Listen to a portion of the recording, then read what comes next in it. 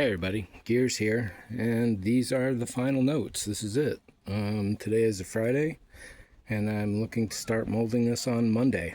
So whatever doesn't get done, doesn't get done.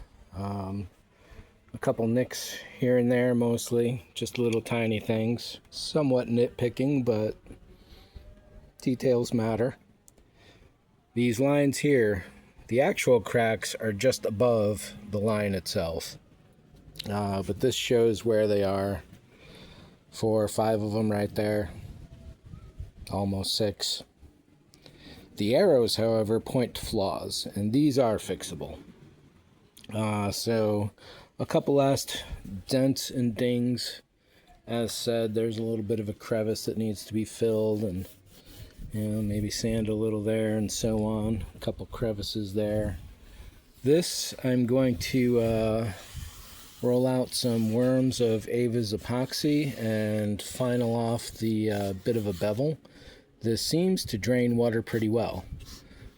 The points here are set 1/2 inch back from this here, so it does curve. And then if we look at the light bend in here, this also seems to curve up and out. So that was kind of lucky the way that just sort of happened. Yeah, so I'll do some finessing there, a bit of sanding, little nicks. Yeah, so this isn't 2 cracks, but the shape in between it is just like a series of meteor pits. Don't know where it came from, when, or anything. And then the eternal crack also over here, though the other one predates it. Bit of a ding. That I can definitely make much nicer now. There's no need to cast that. Bit of an undercut here. It's got to be filled and smoothed out. That little bit there. Clean this up just a dash more. And then back there to the beginning. As to the turret here, this is pretty much done. It was shot with a coat of gloss, and I did 600 once across all this. I'm going to go and do 600 again, and then that'll be it. It's time for waxing. This is getting a coat of silicone, and I'll have a whole nother video discussing my quandary on which way to go. There's 2 different methods. And yeah, this is step number 1 no matter what. There has to be a 45-degree flange in the fiberglass coming off of this. So I'll be building up clay along the side and then shaping it out, essentially. And hope it doesn't fall. I imagine I'll need some clay struts going down to help support it. I've got a pound of semi-pre-cut 1-inch blocks or strips. We'll see how those do. I have to get those in the sun and warmed up and ready for cutting with a wire, which can be dangerous. That's an easy way to lose a fingertip in some cases.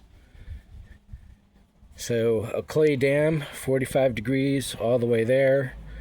Pour the silicone one of 2 different ways, and then fiberglass all this inside. I think it can be done as a single piece and just pulled straight up. Because the silicone should make that relatively easy. We'll see. There will always be finagling. And then once that fiberglass is all set up, take the clay away, clean up the surface, and then put another layer of clay going down the middle here, and then down the spine, tail, and back. And then which side I decide to choose to do first, I don't know yet. Left or right, one or the other. We'll see when it gets to that point. So yeah, a bit nervous, trying to drag my feet to the gallows, as it were. It's kind of hard to believe the moment is arriving, is here. All the pieces are kind of falling into place at the same time. The car is just about ready to be painted. This is just about ready to be molded. And the R2 dome has been sitting patiently waiting for some paint itself, so I've been wanting to do all the different phases at once. So, yeah, this project is rapidly reaching a major milestone, and we'll see what happens from there. It'll either be a pretty close fit, or I'm going to have to do some really drastic surgery. We'll see how it goes, and that's exciting too. So thanks for watching. See ya.